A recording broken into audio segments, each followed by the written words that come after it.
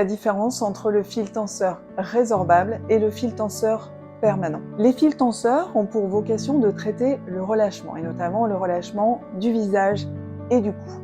Mais quelles sont les différences entre ces deux fils? Le fil permanent a été constitué au fil du temps de divers types de matériaux, comme du métal, qui n'était pas bien adapté parce que c'est trop rigide et ça posait trop de problèmes, ou également des matériaux élastiques. Ces matériaux élastiques peuvent se détendre avec le temps.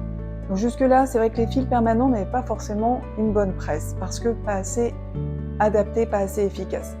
En revanche, maintenant, on a des fils permanents de nouvelle génération, faits de matériaux que l'on connaît bien au bloc opératoire, notamment des fils de suture, sur lesquels on aura rajouté un crantage.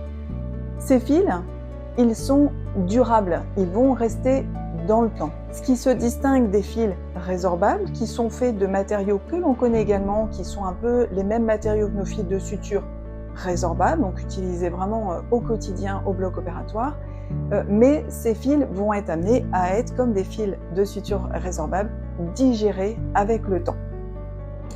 La grosse différence pour nous entre le fil permanent et le fil résorbable, c'est surtout la façon de traiter le relâchement.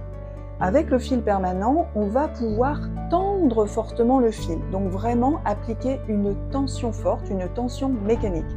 Alors que le fil résorbable est un fil qui est un peu plus cassable, un petit peu la même comparaison qu'un sac plastique épais qu'on peut tendre et un sac plastique actuel pour les légumes où quand on tend fort, ça casse. Le fil résorbable, il est un petit peu comme ça, ce qui fait qu'on le pose, on le tend un petit peu, mais on le tend pas trop fort.